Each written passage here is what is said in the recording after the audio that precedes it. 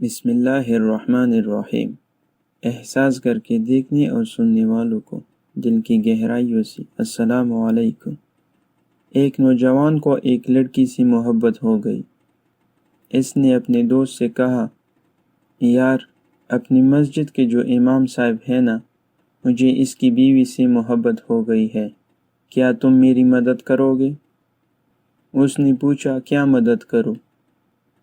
اس نے کہا، امام صاحب نماز پڑھ کر جلدی گھر چلے جاتے ہیں، میں چاہتا ہوں کہ تم ان سے کوئی مسئلہ پوچھ کر انہیں اتنا الجھا دو کہ مجھے ان کی بیوی سے ملاقات کا اچھا خاصا موقع مل جائے۔ اس نے کہا، ٹھیک ہے میرے دوست، میں ایسا ہی کروں گا۔ وہ مسجد میں کبھی نہیں گیا تھا، دوست کے لیے جانے لگا۔ وہ روزانہ امام صاحب کو روکتا رہا۔ وہ بیچارے بولی والے امام صاحب روکتے رہے اور کئی دن اس کی مسائل کی تفصیلی جواب دیتے رہے۔ مہینوں گزر گئے۔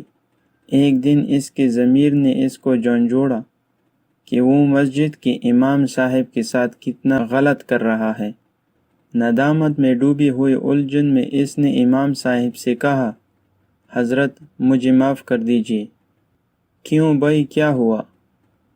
دراصل میں مسئلہ نہیں پوچھنا چاہتا تھا، بلکہ میں اپنے دوست کی مدد کر رہا تھا۔ وہ اور آپ کی بیوی ایک دوسرے سے محبت کرتے ہیں۔ آپ جلدی گھر چلے جاتے تھے، اس لیے اس سے موقع نہیں ملتا تھا کہ اس سے ملے۔ اس کی مدد کے لیے میں آپ کو روکے رکھتا تھا۔ امام صاحب مسکرانے لگے۔ انہوں نے کہا، بڑی عجیب بات ہے، ابھی تک تو میری ماں باپ نے میری شادی ہی نہیں کی، پھر میری کس بیوی سے تیرے دوست کو محبت ہو گئی؟ نہ میری کوئی بہن ہے نہ بیوی ہے۔ دوست سوچ میں پڑ گیا، یہ کیا ہوا؟ یہ تو کچھ اور معاملہ نکلا۔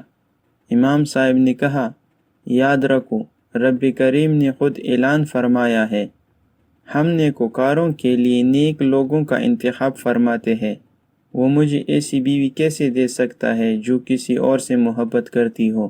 دوست سوچ میں پڑ گیا، امام صاحب کی شادی ہی نہیں ہوئی تو میرا دوست کس کے پاس جاتا ہے؟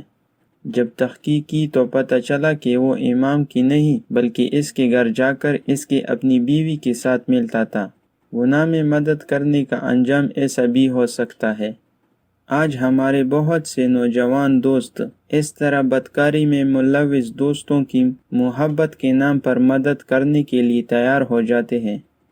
اس کی مدد اخلاقی ذمہ داری سمجھ کر کرتے ہیں، لیکن اللہ ارشاد فرماتا ہے، اگر مدد کرنا ہے تو نیکی کی کاموں میں کرو، گناہ میں نہ کرو۔ اور سچا دوست وہ ہے جب تم خدا کو بھول جاؤ تو وہ تمہیں اس کی طرف متوجہ کرے۔